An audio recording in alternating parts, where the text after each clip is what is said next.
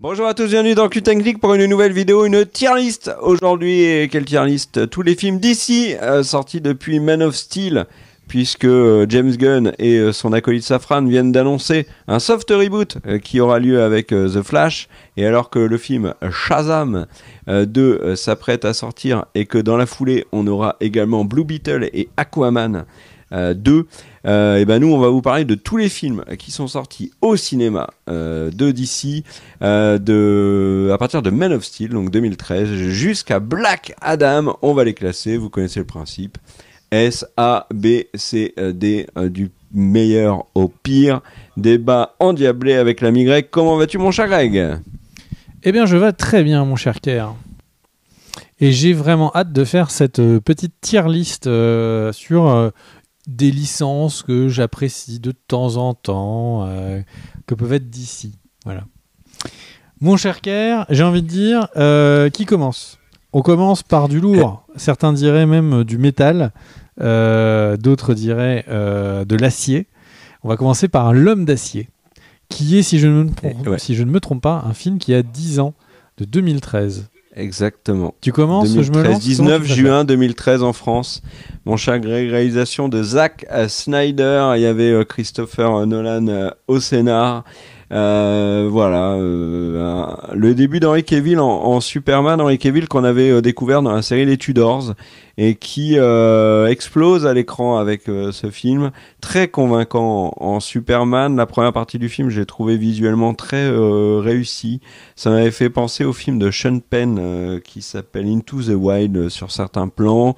Et puis après, on est dans du plus classique, mais avec un blockbuster où vraiment Superman a de gros pouvoirs. L'affrontement avec Zod est très spectaculaire, beaucoup de dégâts dans la ville, une vraie interrogation sur le sens propre de Superman. Doit-il tuer, oui ou non, avec Zod à la fin. Un film très réussi, je trouve, et pour moi c'est un A. C'est un A, très bien. Alors moi, pour vous en parler un petit peu, Man of Steel, c'est le Messie, parce que là, on sort de Superman Returns. C'est dur, c'est très très dur, parce que c'était vraiment un film qui était moyen. On sort en plus d'énormément de travail abandonné autour de plusieurs films Superman. Alors on peut citer le Superman avec Nicolas Cage, qui était très ancien. Il y a eu des scripts. Il y a eu des scripts qui ont leaké avec Superman qui était censé être réincarné, donc c'était clairement Jésus. On parlait d'images phares qui devaient être le fœtus de Superman, comme ça, à côté de la planète, pour rappeler 2000 ans d'Odyssée de l'espace. On était sur du cosmique. Superman, c'est Jésus, et il voulait à tout prix aller partir là-dedans. Et Zack Snyder qui arrive, qui en plus ramène son petit acteur fétiche, que maintenant beaucoup apprécient énormément, Henry Cavill. Et du coup, donc vraiment, Zack Snyder et Cavill qui sont ensemble sur ce film, c'est un duo qui marche hyper bien, quoi. Il y a cette anecdote marrante autour de Cavill où il expliquait qu'il n'avait pas pris l'appel de Zack Snyder pour leur premier casting commun parce qu'il était en train de jouer à WoW. Et que il s'est vite, à la fin de sa partie, il l'a rappelé en urgence, et il a quand même eu le rôle. Donc, enfin bref, il y a un truc autour des deux qui fait que ça marche bien. Et cette scène de Superman où quand il a la main sur le sol, les petits cailloux qui commencent à bouger, et il s'envole avec le plaisir qu'il prend à s'envoler. Ce moment, pour moi, c'est vraiment le meilleur moment de Superman de tous les films. Parce qu'il y a ce moment, cette innocence, cette pureté du personnage qu'on voit sur cette scène de vol. Et vraiment, ça, on ne peut pas l'enlever à ce film, qui a des défauts, certes, mais moi, je trouve ça très bizarre, Superman qui tue à la fin du film. Mais pour le reste, vraiment de très belles choses. Et il faut le rappeler, Superman, ça faisait très longtemps que c'était pas un succès au cinéma, et là, ça a permis de l'être de nouveau. Donc effectivement, un A, ça me paraît assez légitime. Mon cher Kerr, du coup, veux-tu nous parler du film suivant, qui est donc Batman versus Superman? Ouais, alors on va tout de suite clarifier les choses, on va parler que de la version longue. Alors qu'on fera bien le distinguo hein, pour la Snyder Cut Justice League et Justice League. Si ça n'avait été que la version classique, c'était décevant. Avec la version longue, ce Batman versus Superman, je trouve, a bien mauvaise presse, et notamment parce que tout le monde s'arrête sur le fait que le truc de la daronne de Batman et la daronne de Superman portent le même prénom. Bon, ok, mais on ne limite pas le film à ça. Introduction de Wonder Woman hyper stylée, Gal Gadot est très très convaincante, on la voit pas beaucoup, mais elle est vraiment bien. Batman, ça passe, Superman est très réussi encore dans ce film. Luthor, plutôt anecdotique, mais il y a des choses qui sont intéressantes, notamment dans la version longue sur la fin. BVS, pour moi, c'est un A. Écoute, moi je suis moyen d'accord avec toi. C'est un bon film. C'est un film dont, en fait, quand je pense à Batman versus Superman, le premier truc auquel je pense, c'est ta-da-da, c'est le thème des Amazones de Junkie XL qui tue et qui sort de ce film-là. Je trouve que mais tu le fais pas très bien. C'est qu'est-ce que c'est mortel. Et franchement, j'ai l'impression que la Wonder Woman qu'on a eue là, c'est la meilleure Wonder Woman de Gal Gadot qu'on a eue de tous les films, quoi. Oh, t'es dur. Est-ce que tu es un grand fan de 1984? Non, justement non. Ne me fais pas dire ce que je n'ai pas encore dit. Et le film qu'elle a sur elle, il y a des trucs qui sont bien, mais je trouve que les moments les plus épiques sont dans Batman vs Superman. Il y a des moments forts, mais c'est un film que je trouve qui est assez longué. La fin est très bien. Le début et le milieu, je trouve, est moyen. Et Lex Luthor, en fait, n'a pas assez de charisme. En fait. Le fait que ce soit Jesse Eisenberg et qu'il sorte de Social Network et que du coup il y a un petit côté genre en fait Lex Luthor c'est Zuckerberg, c'est marrant, mais je trouve que ça n'emmène pas le film un peu plus haut, quoi. Mais bon, ok, donc moi je le mets plutôt en B, toi plutôt en A. Est-ce que tu restes sur ton A? Je regarde la liste d'après parce que moi je le laisse en A. Hop. Il y aura pas d'autre A pour moi. Eh ben écoute, on verra bien. Suicide Squad, qu'est-ce que t'en dis, mon cher Kier, de Suicide Squad? Alors, le film nous avait vendu du rêve avec les trailers, et notamment le premier, qui est vraiment un des trailers, je pense, qui m'a le plus hype ever, avec celui de Pearl Harbor, là où on a des passages de discours de Roosevelt qui, pareil, quand on voit le produit final, ça fait... Bon, Suicide Squad, c'est le même effet. Le premier trailer était génial, vraiment génial. Pas celui avec Queen, celui d'avant. J'espérais beaucoup de ce film. Force est de constater qu'au cinéma, ça a été la douche froide. Le film m'a énormément déçu. La principale raison, je pense, c'est Jared Leto, qui fait un Joker extrêmement faiblard. Alors tout le monde dira oui, c'est à cause du montage, etc. Oui, peut-être. En tout cas, toujours est-il que Warner a fait un montage catastrophique du travail de David Ayer. David Ayer qui s'est plaint moult et moult fois, mais si vous regardez sa filmo, il avait fait des films aussi catastrophiques. Il me semble qu'il en a fait un avec Schwarzenegger qui est vraiment un des pires nanars que j'ai pu voir. C'est pas ouf du tout. Par contre, quand le revoir de temps en temps me fait plaisir. Pourquoi ? Parce que je trouve que Will Smith est très bien. La relation avec Rick Flag fonctionne. T'adores Will Smith, Captain Boomerang me fait marrer. De quoi ? T'adores voir Will Smith mettre des claques, c'est tout. Non, non, pas spécial. Oui, j'avais pas la ref, ok. Là, maintenant, je l'ai. Captain Boomerang, je trouve réussi. Je trouve que la fin avec Diablo est plutôt sympathique. Cara Delevingne, l'enchanteresse, est très chouette. Donc, en fait, le film est pas aussi mauvais que je le pensais. Il est pas aussi mauvais qu'on le dit. Donc, pour moi, c'est un film vraiment qui n'est pas désagréable à être vu.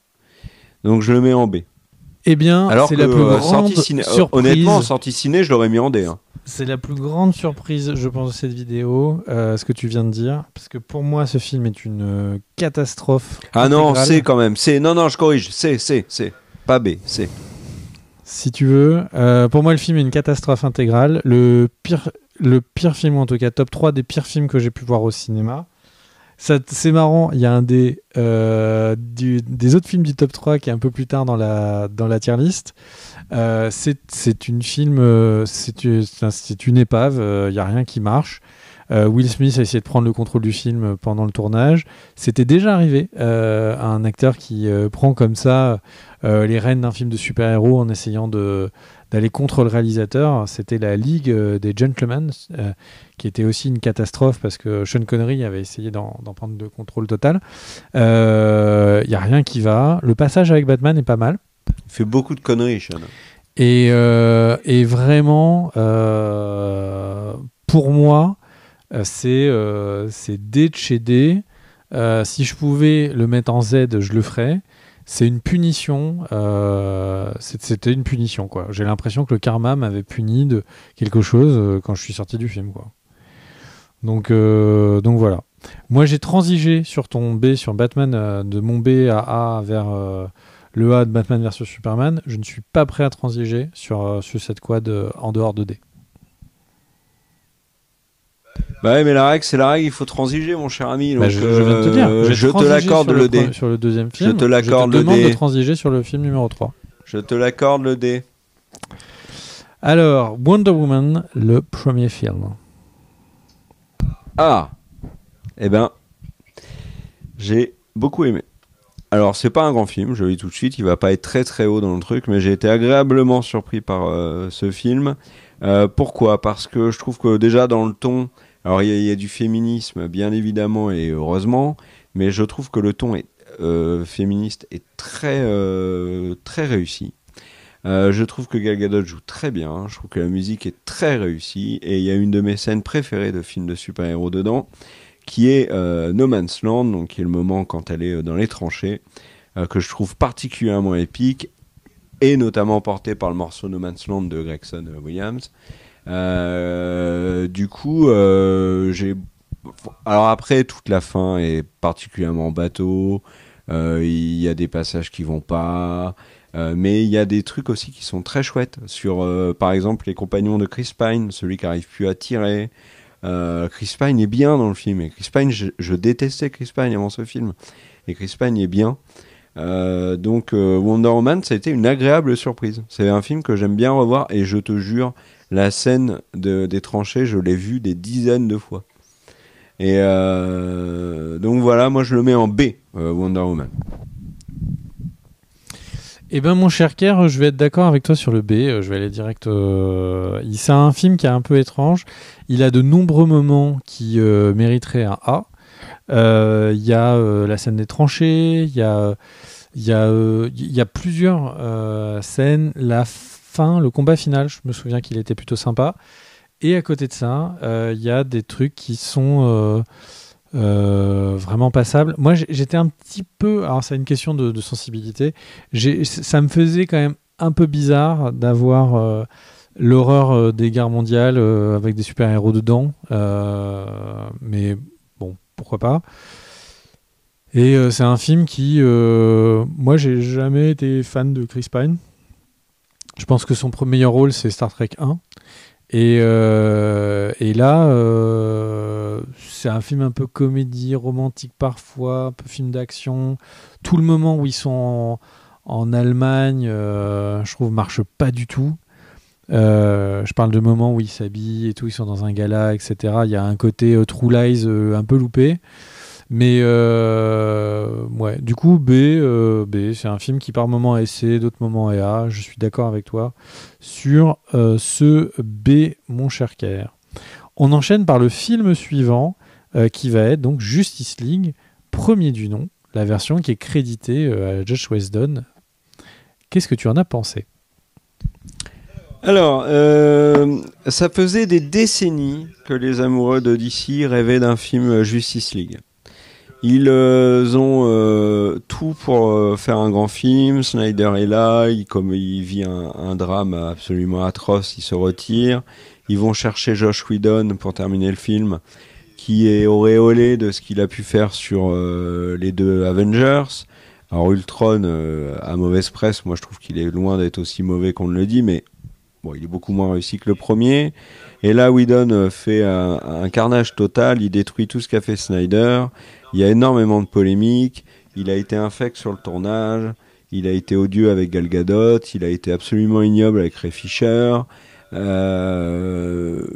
Whedon a flingué le film. Autre élément qui a flingué le film, c'est la Warner qui a décidé de faire un montage improbable. Donc on a une Justice League qui a le potentiel de nous balancer un truc monstrueux dans la tronche et il décide d'en faire un film de 2 heures pour qu'il y ait un maximum de séances possibles par jour. Donc au final, on a un espèce de truc qui fonctionne pas. Il y a beaucoup de trucs qui sont très chouettes quand même dans le film, les relations entre certains personnages, que ce soit Aquaman et Flash, etc. Mais par exemple, le Batman de Ben Affleck fonctionne à mon sens pas du tout dans le film. Il y a des trucs où moi je ne vois pas Batman. Je trouve pas que Ben Affleck soit mauvais en soi. Je ne vois pas Batman dans ce film. Superman est plutôt réussi. Mais il y a le truc de la moustache qui flingue tout et qui ne fait que tout le monde en parle, qui est complètement improbable. Ça a été fait avec les pieds, même mais alors j'allais dire une bêtise, parce que j'allais dire même le mec qui a fait la biche dans The Walking Dead aurait fait mieux, mais la raison de la biche dans The Walking Dead, c'est que le responsable des effets spéciaux venait de décéder ou avait vécu un drame, je crois qu'il est décédé d'ailleurs, et qu'en fait ils ont fait la biche en urgence avec une autre équipe, enfin bon bref, mais en tout cas les effets spéciaux de Superman, c'est une cata monumentale. Toi tu parlais de souffrance sur Suicide Squad. Moi, la souffrance et Justice League, je le mets en D. Sans la moindre hésitation. Ah, puis il est méchant. Steppenwolf, qu'est-ce qu'il est nul. Il est insupportable dans tout le film. En plus, tu t'en fous. T'as juste envie de voir Darkseid et t'as un espèce de Steppenwolf mal fait en image de synthèse qui est dégueulasse au possible. Non, c'est une catastrophe. Bah, ouais, moi je te trouve trop gentil. C'est un accident industriel, y a rien qui va, j'ai même pas envie d'en parler. Ce film est un accident, je préfère l'oublier, il n'a jamais existé, voilà. Il a été, en plus l'histoire l'a effacé après.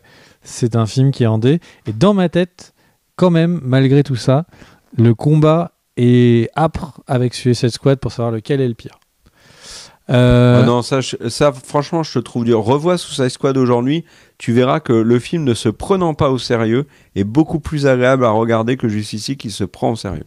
Franchement, si tu regardes Suicide Squad en sachant... Alors, t'enlèves toutes les scènes avec Jared Leto. Hein. Toutes les scènes avec le Joker, c'est une catastrophe. Peu importe. Mais après, quand t'as la Suicide Squad en elle-même, qui se fait des vannes, qui est dans les bastons et tout, ça fonctionne plutôt. Et toujours pas le chien de Mickey. Shazam, mon cher Kier. Je me suis ennuyé. Enfin, ce film ne m'a pas marqué. En fait, je l'ai vu, j'ai oublié le lendemain, si ce n'est 10 minutes après. Zachary Levi, non. Même, tu vois, Jimon Usun, qui est un acteur que j'aime beaucoup, il est nul dans ce film. On dirait qu'il est dans un cosplay de Japan Expo. C'est pas possible. Je vais pas le défoncer parce qu'en plus je l'ai oublié. Je vais être honnête, j'ai oublié ce film. Je pense qu'ils auraient pu faire bien mieux. C'est marrant l'histoire du gamin qui devient un super héros, ça donne quelques scènes rigolotes. Mais C parce que j'ai pas envie de le mettre en D. Mais C. Eh ben, un peu surprise. Moi, c'est mon guilty pleasure, c'est Shazam. Je l'ai revu 2 ou 3 fois. C'est un film qui, en tant que film, n'est pas extraordinaire. Je suis entièrement d'accord sur le fait que sur le côté costume cosplay. En plus, Zachary Levi a un costume. Il est arrivé sans avoir suffisamment fait de muscles. Alors du coup, il a un costume qui est tout rembourré. C'est peut-être le costume de super-héros qui est le plus absurde de ces dernières années. Mais pourquoi est-ce que c'est mon guilty pleasure ? J'ai trouvé que dans ce film, il y avait un vrai sentiment d'amour et un vrai sentiment sur l'adoption. J'ai vraiment trouvé que la partie sur les enfants adoptés qui forment une famille et tout, j'ai trouvé ça très fort. C'est la première fois de ma vie que je me suis dit, et si un jour j'adoptais ? Vraiment, le film ne fait pas semblant sur quand il parle de cette famille recomposée. Ils vont pas loin, c'est très simple, et pourtant la relation entre ses frères et sœurs d'adoption, je trouve qu'elle marche extrêmement bien. Voilà, c'est le seul truc que je peux dire pour sauver le film. Tout le reste est pas fou. Le méchant est pas dingue. Enfin, tout est un petit peu bateau. Mais je trouve qu'il a plutôt un bon rythme. Et vraiment, la relation familiale, je la trouve extrêmement réussie et anormalement réussie par rapport à un film de super-héros de la liste des films de super-héros d'ici dont on est en train de parler. Moi, je l'aurais mis en B. Je peux comprendre qu'il soit en C, mais à titre perso, je l'aurais mis en C. Du coup, je vais te laisser transiger mon Sphère pour que tu puisses choisir. Eh ben C, puisque t'as non, c'est pas mon guilty pleasure Suicide Squad, mais pas du tout, hein, mais bon. Birds of Prey, Ouais, qu'en as-tu pensé? Ah, bah. Il y a des choses qui sont vraiment réussies avec Harley Quinn dans la première partie du film, sur le rapport avec les comics notamment. Je trouve que le film porte très mal son nom. D'ailleurs, le titre exact, c'est... attendez, je le retrouve. C'est et la fabuleuse histoire de Harley Quinn. En fait, c'est ça, en fait. C'est Harley Quinn, et puis les Birds of Prey, c'est un prétexte. Parce qu'au final, les Birds of Prey en elles-mêmes, tu les vois très peu.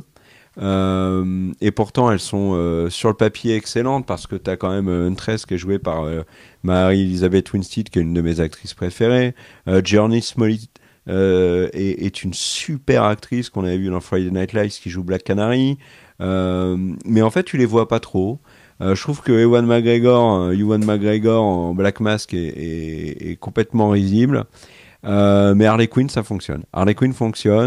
Jurnee Smollett s'en sort quand même plutôt pas mal, mais c'est un film qui est extrêmement oubliable. Tu vois, je pense que Bad Girl aurait été dans la continuité. Enfin, en tout cas, c'est ce que moi j'en ai à l'esprit. Alors, bien évidemment, j'ai pas vu Bad Girl comme tout le monde, mais c'est un film extrêmement passable. C'est un film en plus qui est il faut le contextualiser. C'est un énorme échec. Pourquoi ? Parce qu'il est sorti juste avant la fermeture des salles pour le Covid. Donc en plus, il a eu sa carrière cinématographique coupée comme jamais. Et paradoxalement, c'est un des plus gros succès de l'année, du coup, de 2020. Mais enfin bref, non, Birds of Prey, moi je le mets en C. Ouais, c'est limite D, tu vois. C'est un C. Eh bien, moi je trouve que ce film a une énorme qualité.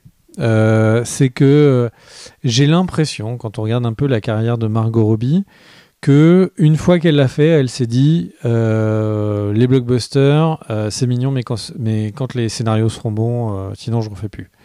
Et elle fait du Babylone, et elle fait des films où elle prend énormément de risques, et pour permettre d'avoir un vrai jeu d'actrice. Quoi ?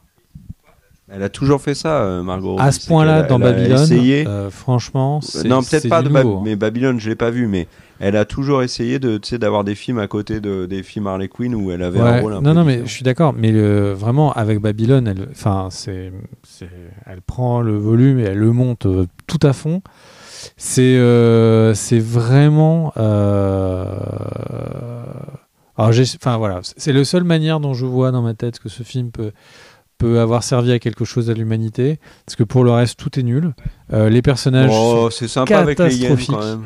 C'est le film où il est donc c'est le deuxième film de mon fameux top 3 des plus mauvais films de ces dernières années.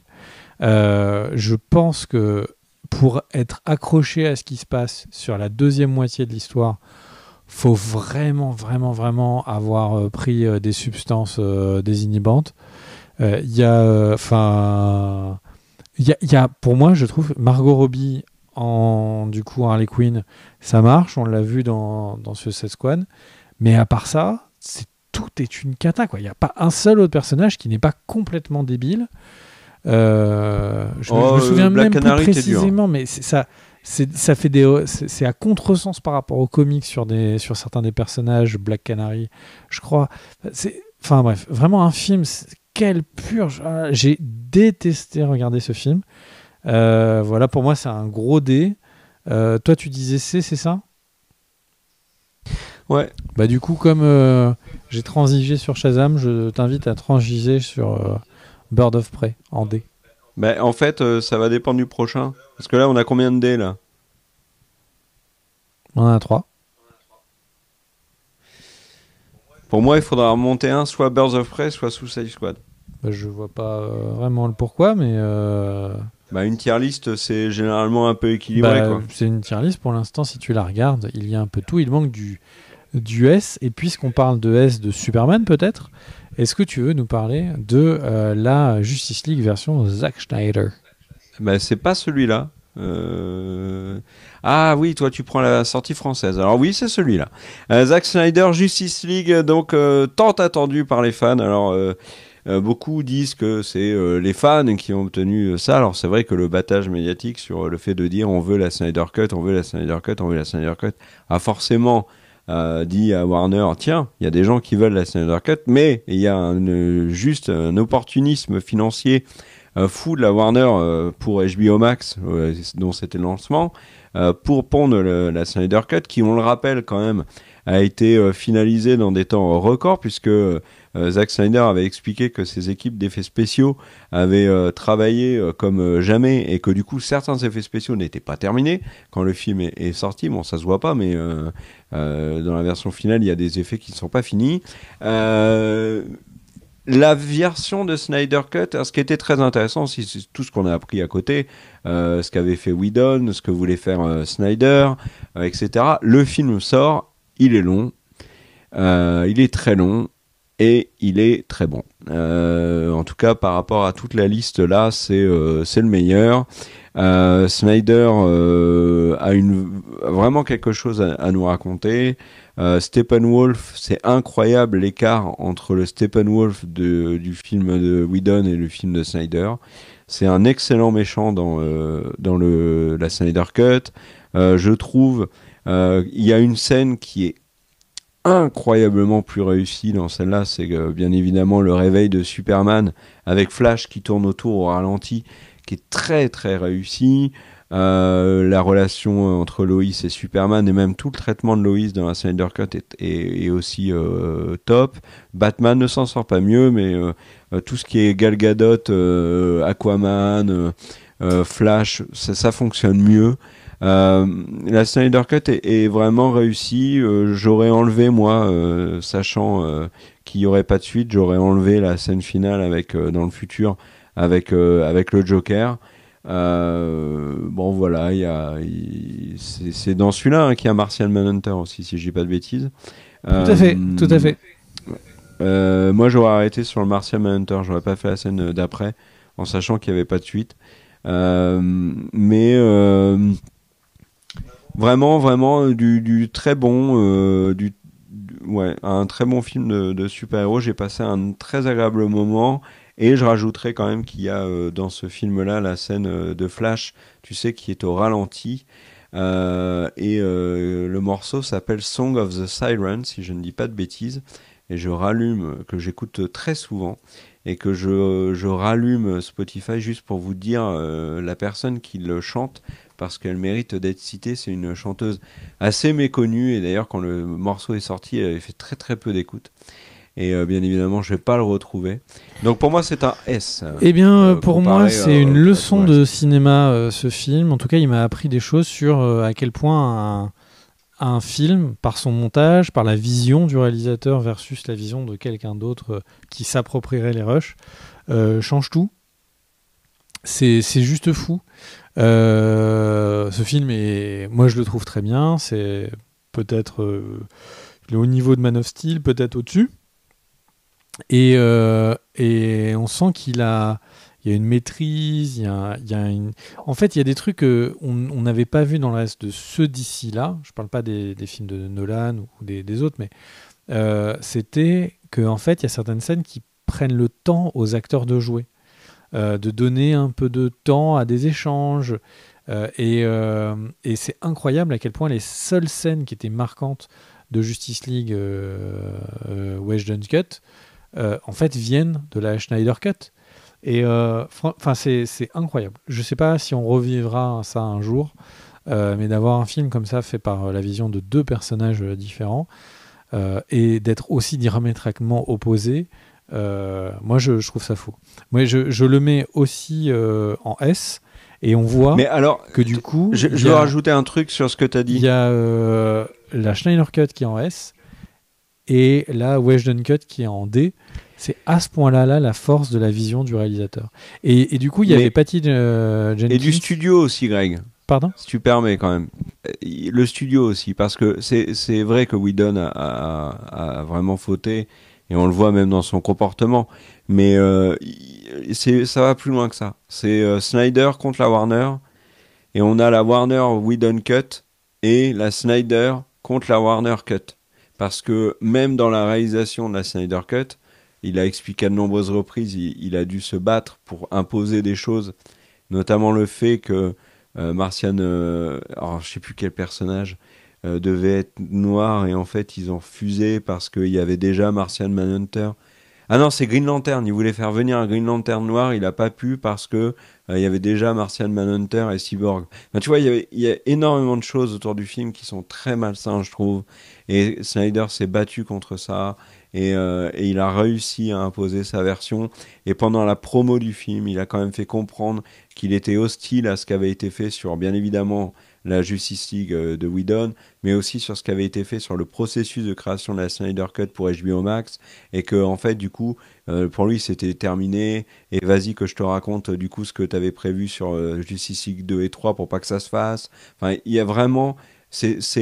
Tu parlais d'accident industriel sur Justice League de Whedon, mais en fait, c'est un accident industriel jusqu'à la sortie de la Snyder Cut. Parce que la Snyder Cut est réussie, mais il faut voir dans quel contexte elle sort, cette Snyder Cut. Donc voilà. Mais moi, je te rejoins en S, et je voulais juste redire. Donc le morceau, c'est Song to the Siren de Rose Betts, que je vous invite à écouter, et qui n'a fait que 4 millions d'écoutes sur Spotify. C'est très étonnant, c'est un magnifique morceau. C'est quand Flash sauve son amoureuse, qui normalement d'ailleurs sera dans le film The Flash. Voilà mon cher Greg, on passe au suivant. D'accord, et du coup, avant que tu fasses ta réaction, donc j'étais en train de dire que moi ça m'a fait beaucoup penser à justement une remarque qu'avait fait Patty Jenkins dans une interview, alors dans une table ronde pour être plus précis de réalisateurs et réalisatrices, et où en fait elle avait dit que ça la faisait marrer de voir à quel point il y avait il y a des assurances en fait si un réalisateur meurt pendant le tournage, pendant la post-production, etc., d'un gros blockbuster, pour financièrement pallier autant que va perdre le studio. Et elle disait, mais personne ne sait, il n'y a aucun de ses assistants qui sait quand elle tourne, elle demande d'avoir du coup une actrice qui va juste faire un demi-sourire à un moment, elle sait qu'elle va le mettre pendant 2 secondes en réaction d'une autre personne à un autre moment de la scène. Et elle dit vraiment, un réalisateur, c'est l'auteur du film qui l'écrit, et personne sauf lui sait vraiment où ça va. Et je trouve que ce film, Justice League, est le meilleur exemple que j'ai pu voir de ça. Et c'est marrant qu'un blockbuster soit la meilleure preuve du pouvoir d'un auteur, alors qu'il y a beaucoup de films d'auteurs, évidemment, et je trouve ça extrêmement fort. Du coup, mon cher Kerr, le film suivant, c'est peut-être un de tes films préférés. C'est donc Wonder Woman 1984. Alors ça, c'est bien évidemment un troll. C'est pour moi le plus gros naufrage de DC de cette phase. Pourquoi ? Parce que ça partait...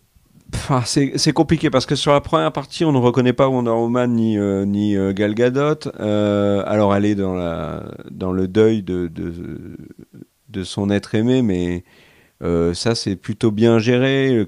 Kristen Wiig est très présente dans le début, donc celle qui sera Cheetah. Mais on a un Pedro Pascal qui a son pire rôle. Qui est très présent à l'écran, et quand l'action se met en route, on a des scènes qui sont improbables, un espèce de cahier des charges et puis une volonté du studio de faire passer des messages, notamment sur Gal Gadot qui, vous savez, la scène où elle est en Égypte et où elle détruit des voitures. Regardez cette scène, elle ne tue personne parce qu'il était essentiel que Gal Gadot, étant israélienne, ne tue pas de personnes arabes et elle sauve cette petite fille. Enfin, cette scène-là est faite vraiment pour montrer, pour faire passer un message. Euh, Après, il y a le truc avec le mur où moi j'ai rien compris. Il y a le délire avec Pedro Pascal. Pareil, il y a plein de trucs. Comment est-ce qu'il acquiert tous ces... Comment est-ce qu'il peut changer autant de choses? Enfin, il y a plein de trucs dans le scénario qui vont pas. La fin avec le discours du pouvoir de l'amour, au secours.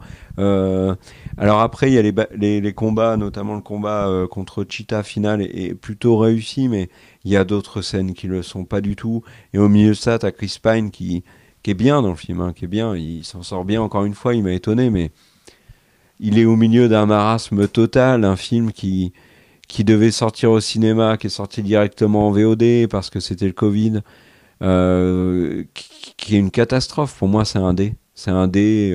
C'est le plus mauvais film avec Justice League de cette phase. Alors moi je trouve, et je pense que tu l'as pas cité, enfin tu l'as pas dit, et il faut rendre vraiment hommage à ce film. Ce film est exceptionnel dans le sens premier du terme. Ce film est un film d'exception.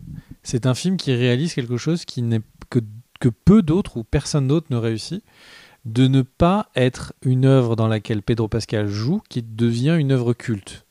C'est incroyable. Oui. Pedro Pascal, Ouais, depuis quelques années, ne fait que des trucs où c'est méga culte, où c'est sympatoche, mais les gens s'en souviennent. Et il y a Wonder Woman 1984. C'est une incompréhension totale. Comment est-ce que Pedro Pascal peut accepter ce film? C'est peut-être juste parce qu'il trouve que du coup Gal Gadot a des jolis yeux, j'en sais rien. Mais vraiment, ce film est exceptionnel. Bon, après, pour l'histoire, Kerr vous l'a dit, je vais pas vous le répéter, il n'y a pas grand-chose qui a du sens. Le fait que le discours, c'est le débat, c'est de dire qu'en fait, il y a des trucs très malsains. Ça sous-entend qu'elle réussit à convaincre des enfants qui sont... Enfin, quand on pousse l'histoire à la fin, on pousse des enfants qui seraient par exemple des enfants battus à accepter de nouveau être battus. Il y a le fait que Chris Pine, donc en fait c'est l'esprit de Chris Pine qui va dans le corps d'un autre homme, et donc ça sous-entend en fait quand on y réfléchit qu'elle viole contre son gré un autre homme. Enfin, en fait le scénario est extrêmement mal foutu, j'ai pas envie d'aller dedans parce que du coup c'est la boîte de Pandore je pense. Effectivement c'est un dé facile.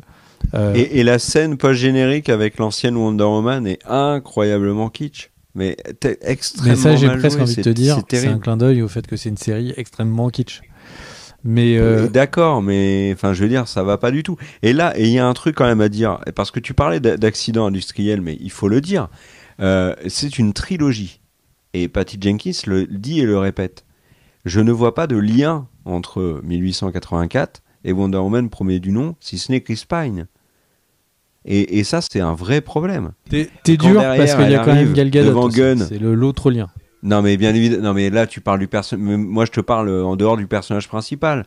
Mais quand quand Patty Jenkins a raconté qu'elle s'était présentée devant Gunn enfin, ça a fuité. Je sais pas qui l'a raconté, mais pour présenter le 3 et que Gunn a dit, bah non, c'est nul, on arrête. Bien évidemment, 1984 est un énorme flop. Il n'y a aucune ligne conductrice dans cette trilogie. J'ai l'impression que Patty Jenkins a pris pour modèle de trilogie Star Wars, la dernière, en se disant, bon, il n'y a aucun... Allez, on y va. C'est une trilogie parce qu'on dit, il y en a 3. Mais oui, mais il faut quand même qu'il y ait un fil conducteur, quelque chose. Là, il n'y a pas. Il n'y a pas, c'est une cata. C'est une cata. Ouais, t'es dur, hein. Il y a quand même Wonder Woman dans 2 films. Et du coup, bah, effectivement, en D tout pareil. On arrive à Suicide Squad 2. Mon cher Kerr, tu disais que c'était un de tes films favoris. de cette tier list, indéniablement, ce Suicide Squad, alors passer après le premier était facile pour James Gunn, malgré tout ce que j'en ai dit tout à l'heure, hein, bien évidemment. C'est un soft reboot, ce que visiblement James Gunn aime beaucoup, c'est-à-dire qu'il a repris... En fait, c'est une suite sans être une suite. C'est on prend des personnages, on en dégage d'autres, on fait comme si l'histoire du premier avait existé, mais on fait pas trop de retour dessus. Donc on a le retour de Margot Robbie. Qu'est-ce qui change concrètement par rapport au premier? Les personnages sont bien écrits. Je trouve que le personnage d'Idris Elba et surtout sa relation avec Ratcatcher est très réussi. Margot Robbie est excellente dans ce film et c'est de très loin sa meilleure interprétation d'Harley Quinn, notamment à la scène où elle est dans le bureau où elle bute le méchant local. Je trouve que le seul qui s'en sort pas du tout, c'est Peacemaker, ce qui est un énorme paradoxe, puisque en fait il est génial dans la série. Mais par exemple, Polka Dotman est très réussi, King Shark est rigolo, Captain Boomerang on le voit pas beaucoup, mais la scène d'intro elle est top, la scène d'intro elle surprend énormément, que des stars qui sont massacrées comme ça à la chaîne. Franchement moi j'ai trouvé ce Suicide Squad très divertissant, j'aime beaucoup l'humour du film. Donc c'est vraiment une très agréable surprise et il y a des scènes qui sont très drôles quand ils arrivent dans le camp des terroristes qui les tuent tous alors qu'en fait c'était en plus la scène elle est ignoble parce que c'est une violence folle et puis derrière ils se rendent compte qu'en fait c'était les gentils, c'était leurs alliés. Ben, c'est à l'image du film, c'est burlesque, enfin il y a plein de trucs, ils viennent sauver Harley Quinn alors qu'en fait ils sont tous, elle s'est déjà barrée, enfin et puis la scène finale avec le monstre géant avec l'étoile, non il y a plein de choses dans ce film que j'ai trouvé très réussi et l'équipe aussi secondaire qui est en fait celle qui va devenir les héros de Peacemaker. Enfin il y a plein de choses qui fonctionnent très très bien je trouve dans ce film là. Moi, c'est entre A et S pour Suicide Squad. Bah écoute, je vais pas beaucoup répéter ce que tu as dit. Je suis globalement d'accord. C'est un vent de fraîcheur. C'est Suicide Squad qui était nulle part. On sait même pas pourquoi est-ce qu'ils font un 2. Et au final, là, qui marche bien. Beaucoup de bonnes surprises. Et j'ai oublié l'actrice qui faisait Rat Girl, mais... Daniela Melchior. Ouais, très très très bonne actrice. Donc vraiment, ça, c'est cool. Ouais. Donc moi je t'avoue travailler avec elle, je sais plus sur. Je pense aussi A, ça le vaut bien. Bon, j'aurais peut-être mis en B, mais je me laisse convaincre en A. Ok. Black Adam. Le dernier. Alors Black Adam, il me semble, t'as fait la critique sur la chaîne. Il y a juste un bug visuel, je place comme ça. Il y a ça fait plusieurs fois que je checkais la tier list et Aquaman à chaque fois repartait à la fin. Évidemment, Aquaman est chronologiquement avant et on le fera en dernier pour des bizarreries de bugs. Bref. Ah oui, c'est vrai, tiens, on a passé Aquaman. Le Black Adam, toi, t'as fait la critique, moi, j'en ai jamais parlé sur la chaîne, c'est l'occasion, du coup, parce que je l'ai vu depuis. C'est un film qui est réalisé par Jaume Collet-Serra, qui est un réalisateur français, mais espagnol. Parce qu'en fait, ça fait très longtemps sur la chaîne qu'à chaque fois qu'on parle de Jaume Collet-Serra, je dis qu'il est français, alors qu'en fait, pas du tout, il est juste espagnol. Donc c'est un Français d'origine espagnole qui n'a probablement rien de français du tout. C'est un film qui m'a... J'ai été inquiet. Et en fait, j'avais vu les critiques étaient plutôt très mitigées. Et c'est... Allez... Une agréable surprise sans être un bon film. C'est-à-dire que j'ai trouvé que le côté extrêmement bourrin de Black Adam au début du film, avec le fait qu'il bute absolument tout le monde, fonctionne très bien. L'espèce de team à côté de lui avec le géant qui est le héros de The Recruit, la série Netflix, dont on a fait la critique d'ailleurs. N'hésitez pas à aller regarder notre critique, parce que personne ne l'a regardé, à mon avis, comme la série d'ailleurs. Lui, il est plutôt sympa. J'aime bien Maxine là, et son pouvoir. Pierce Brosnan, très bien. Enfin, il y a des choses qui fonctionnent dans ce film, indéniablement. Donc c'est pas du tout un mauvais film. C'est pas un mauvais film, c'est pas un grand film non plus. C'est un film fast-food de super-héros qui a rien de désagréable, mais qui est jamais transcendant. Jamais transcendant, ça c'est le problème. Il va pas marquer les esprits. Donc je sais pas à quoi le mettre. Est-ce que je le mets B ou C? Je te laisserai trancher. Et toi, t'en avais dit quoi dans la critique? Que j'ai pas regardé vu que je voulais pas que tu me spoiles. Mais je suis sûr que cette vidéo était géniale. Tes années d'amitié, vous voyez où est-ce que ça mène, hein. Il ne regarde même pas les vidéos de son pote sur sa propre chaîne. Ah, j'ai cru que t'allais dire ça dit des compliments même quand ça s'est pas regardé. Tu vois, tu sais pas voir le positif là où il est, c'est tout. Ouais. Du coup, le positif, c'est qu'on est toujours potes malgré tout ça. Donc... Bon alors vas-y, tu balances ou quoi? Oui. En fait, Black Adam, c'est un film qui m'avait bien plu quand je l'ai vu, parce que surtout il m'avait surpris. Je pensais que ça allait être une catastrophe, et au final le film était ok. En vrai, une fois que là le temps est passé, j'ai jamais revu. Il y a qu'un seul truc que je retiens, c'est Dr. Fate. Mais parce que déjà, c'était Dr. Fate est un de mes personnages favoris dans les comics. Mais là, c'est vraiment le seul truc que je retiens en fait. Évidemment, le film s'appelant Black Adam, on pense à Dwayne Johnson, mais vraiment, je ne retiens qu'un seul bon truc. Effectivement, l'acteur c'est Dr. Atom, je ne sais plus comment il s'appelle, le super-héros, était le personnage principal de la série The Recruit, et comme l'a dit Kerr, c'est une des vidéos les moins vues de notre chaîne, donc n'hésitez pas à aller le voir, parce que c'est vraiment une vidéo incroyable. Et du coup... Attends, faudrait lancer Save... Release the Recruit, la version, voilà, pour sauver un grand hashtag pour sauver cette vidéo. Ouais, donc du coup, enfin bref, c'est un film qui, je pense, mérite un B. Il est ni bon ni mauvais, c'est la moyenne, quoi. T'es ok avec ça? Ouais, vas-y. Et Aquaman, donc qui paraît un de tes films préférés. Alors pour l'anecdote, Aquaman est le film qui m'a valu le plus d'insultes sur la chaîne quand j'ai fait la critique tout seul parce que tu l'avais pas vu.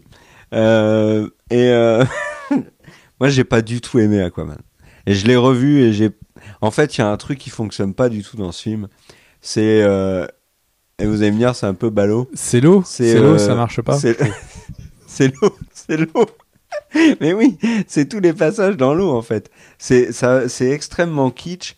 La relation avec son frère, qui est joué par Patrick Wilson, donc le King Orm, ça marche pas du tout. Et pourtant, tu vois, il y avait des choses qui étaient intéressantes, mais je trouve même Black Manta, ça fonctionne pas. Enfin, alors Jason Momoa est sympa, il y a une relation qui est sympa avec Mera, mais Willem Dafoe est extrêmement anecdotique alors que c'est Willem Dafoe. En dehors de, on va dire, l'intro avec Boba Fett et Nicole Kidman, le film, franchement, moi, j'ai pas aimé du tout. Et le truc qui me fait peur avec Aquaman 2, c'est passer derrière Avatar 2, en fait. Parce que si c'est sur la même dynamique, et même visuellement, on va dire, le côté aussi kitsch. Parce que franchement, toutes les scènes avec Patrick Wilson, elles sont à chier dans le film. Franchement. Patrick Wilson, il est atroce dans ce film. Et passer derrière Avatar et proposer la même chose, franchement, ils ont du boulot sur Aquaman 2. Hein. Là, ils doivent pas être bien. Hein. Ils doivent vraiment pas être bien. Hein. Parce que Avatar 2, on voit visuellement. On peut critiquer le scénar, ok. Mais visuellement, dans l'eau, James Cameron, il fait passer vraiment Aquaman comme un film de série B qui a été pendu avec 12 balles. Hein. Donc, pour moi, Aquaman, c'est un D. Allez, c'est parce qu'il a quand même un côté divertissant, qui est moins désagréable. Mais par exemple, tu vois, je le mets derrière Suicide Squad. Hein. Ouais. Moi, Mais mon avis n'est pas partagé. Donc là, sur cette tier list, par exemple, attention à ce que tu vas dire, parce que moi, j'assume et je vais me refaire insulter. Il y a des gens qui ne connaissent pas ma maman qui vont dire des choses extrêmement désagréables sur elle. D'ailleurs, c'est vraiment pas cool. Bon, maintenant, on va classer, mon cher Greg, les lignes. Donc, bon, Snyder Cut, ouais, c'est assez facile. Donc là, on a Man of Steel, BVS et Suicide Squad. Moi, je mets Suicide Squad premier. Ah ouais? Et c'est quoi ton Ouais. classement là? Dis-moi tout. Ça serait Suicide Squad, Man of Steel, BVS. Ou Man of Steel, Suicide Squad, BVS. Ça me va mieux. Ça, je Ouais. suis content. Wonder Woman, et c'est quoi le Black truc Adam. Black Adam, ouais, je laisse comme Pareil. ça. Shazam et Aquaman, je laisse comme Pareil. ça. Ensuite, je mets premier Suicide Squad, deuxième Birds of Prey, troisième Wonder Woman, quatrième Justice League. Ça me va bien. Ah bah voilà. Là, on est d'accord. Là, c'est le pouvoir de l'amour qui a parlé, Car. Voilà. Merci à tous d'avoir regardé cette tier list. N'hésitez pas à dire dans les commentaires quelle est votre quelle autre idée de tier list vous voulez. Alors attention, ne faites pas des tier list des meilleurs films d'eux, parce que du coup ça ne sera pas vraiment une tier list, puisqu'en fait on classera que des films meilleurs, mais une catégorie. Et nous demandez pas, par exemple, les James Bond, il y en a trop et ça va pas aller. Ou quelle est la meilleure, la tier list des films dont le titre commence par A. Alors ça, on va pas y arriver. Mais s'il y a des tier lists, voilà, il y a une tier list, moi, que j'ai hâte de faire, c'est la tier list des films Pixar, notamment. Mais là, voilà, il y a d'autres possibilités. On a fait la phase 4, ça serait cool, la phase 1, la phase 2, la phase 3, tout le MCU. On avait pensé aussi à des personnages, les personnages les plus réussis de God, par exemple, de House of the Dragon, etc., etc., etc. Les méchants de Marvel. Enfin, si vous avez des idées, n'hésitez pas dans les commentaires. N'hésitez pas à mettre un pouce vers le haut, à vous abonner, appuyez sur la cloche aussi si vous voulez avoir la petite notif. Sinon, si vous êtes abonné et que vous n'appuyez pas sur la cloche, vous recevez pas de notif pour dire que notre vidéo est sortie. Et par exemple, c'est ce qui est arrivé sur The Recruit. Personne n'a reçu la notif de la vidéo. Voilà mon cher Greg, je te laisse rajouter un truc. Bah, le mot de la fin, c'est merci à tous et on se retrouve bientôt. Et si vous avez envie qu'on fasse, parce que alors là, je pense que c'est dans le confidentiel, mais si vraiment il y a beaucoup de gens qui en parlent, on le fera. C'est la tier list des films d'animation d'ici. Elle est énorme. Il y a 25 films plus, mais il y a beaucoup de trucs qui sont des petites perles. Si la vidéo avait fait était plus courte là sur d'ici, j'avais prévu de vous la faire en bonus, mais là la vidéo est déjà beaucoup trop longue. Donc n'hésitez pas à le dire, on le fera peut-être un de ces quatre. Des bisous à tous, on se retrouve bientôt. Ciao ciao.